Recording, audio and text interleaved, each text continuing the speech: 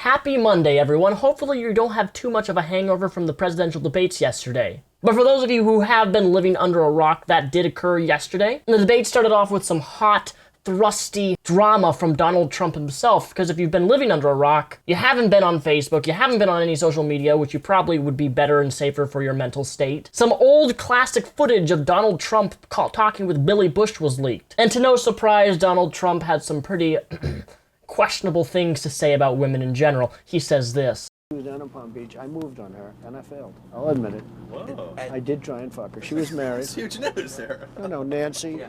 No, this was marriages. And I moved on her very heavily. In fact, I took her out furniture shopping. She wanted to get some furniture. I said, I'll show you where they have some nice furniture. I took her out furniture. I moved on her like a bitch, but I couldn't get there. And she was married. Then all of a sudden, I see her. She's now got the big phony tits and everything. She's totally changed her look. She's your girl's hot as shit. In the purple. Whoa! Yes! Whoa! Yes, the Donald has scored! Whoa! Oh, my man! Wait, you gotta look at me when you get out of your life. Sets this up. That is very. Will you give me the thumbs Look up? at you. You are a. You gotta put the thumbs up. You gotta get the thumbs up. Can't be too happy. Else off first? Yeah, let me. It's very You funny. gotta give me the thumbs up. All right, you and I will walk down. Oh my god. Maybe it's a different one. Better not be the publicist. No, it's her. Yeah, that's her, with the gold. I gotta use some Tic Tacs just in case I start kissing her. You know, I'm automatically attracted to beautiful. I just start kissing them. It's like a magnet. You just kiss. I don't even wait. And when you're a star, they let you do it. You can do anything. Whatever you want. Grab them by the pussy. You can do anything. Look at those legs. All I can see is the legs. No, it looks good. Come on, shorty. Oh, nice legs, huh? Oof, get out of the way, honey. That's good legs. Go ahead. It's always good if you don't fall out of the bus. Like Ford, Gerald Ford, remember? There's a little down below. Pull the hand.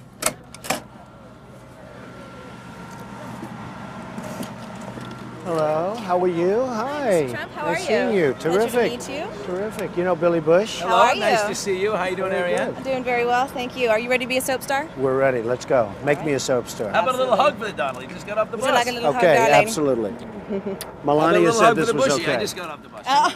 Bushy.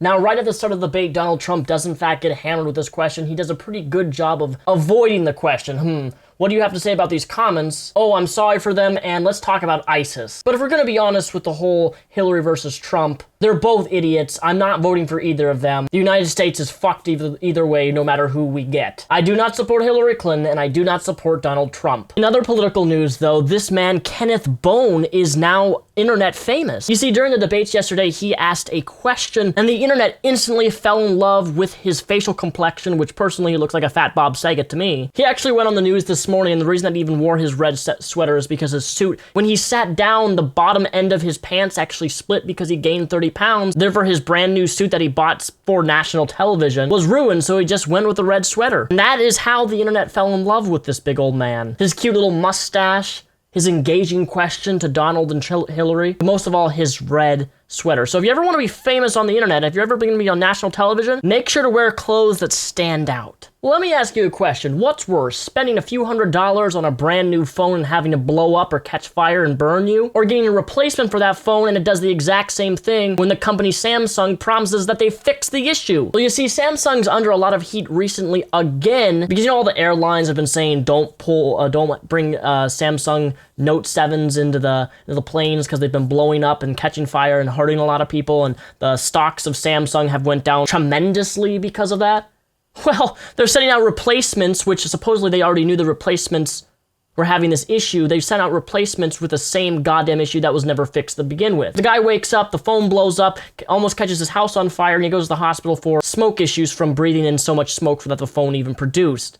It just blows my mind at how Samsung can continue sending out replacements and not fix the problem with their phones. I, for one, love my Samsung Galaxy S7, and I'm kind of getting scared of this thing now. What if this thing just randomly blows up and kills me? In my personal opinion, Samsung doesn't seem to be doing a very good job of handling this situation. You probably, for future reference, Samsung, you don't want to send replacements that have the same issue that you promised actually have fixed when there's no fix at all. At that point, you're just putting yourself in a way of a very big lawsuit. We do have some sadder news for today, and that is the fact that Yemen was hit with a missile strike, killing over 100 people and injuring over 500. Now, there's a lot of debate on this issue, but what we do know is that, in fact, 100 plus people were killed. Many of them were civilians, some of them were military personnel in Yemen. We also know that this happened at a goddamn motherfucking funeral of all places to bomb. And there's a lot of debate and arguments right now going on, but supposedly the US backed them doing this. I'm gonna pull scares here. I don't know if this is actually true or not, but if the US government did have, or the US in general had some part of backing this Saudi-led airstrike and killing innocent people, shame on God motherfucking America. Because what we like to do is we always like to stick our dicks in places where it really doesn't belong, and we really shouldn't be surprised if the US did kind of back this, that we would be in support of killing innocent civilians, because we've been pretty prone to doing that recently. The funeral was taking place for a Hadathithe. I don't know if I'm pronouncing that right. Basically, it was a rebel who was very well known in the region. It just blows my mind at why you would want to airstrike a goddamn fucking funeral of all people. Of all places. Fuck you, Saudi Arabia. In some funny related news in the debates last night, though, Hillary Clinton did in fact have a fly land directly on her face. Maybe the fly itself knows that she's a pile of shit. Maybe the fly is part of the Illuminati and it was trying to tell us something. Maybe the fly was even attracted to her horse teeth. I vote fly 2016. What do you guys say? The fly probably has more common sense than Hillary and Trump combined. In some cool technology news, we now have our official car that can run off salt water. It supposedly uses organic and inorganic salt. It's called the NanoFlow Cell Quantino. Now, personally, I think this car looks pretty damn cool. The information on the car is very limited, but supposedly the car does in fact work and it does in fact run. I mean, if we've gotten to the point where we can now use salt water for gasoline for fuel, how much longer until we actually have flying cars that don't need any gasoline at all? Star Wars speeders, anybody? But folks, that's all I have for the news today, but before we end, I would like to do a book recommendation from Audible.com. Audible.com is a company that hosts thousands upon thousands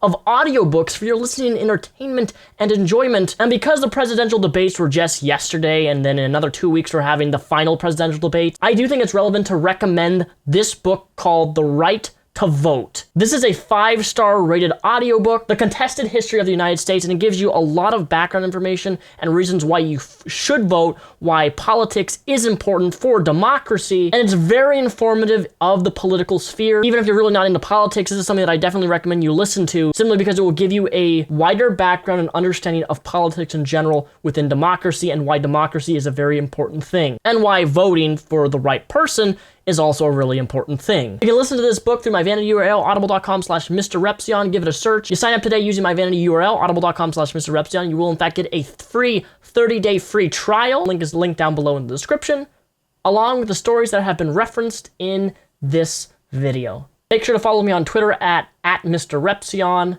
My Discord, my TeamSpeak is all linked down below. If you want me to talk about any future stories or things in the future, just make sure to tweet me them and I will definitely see them.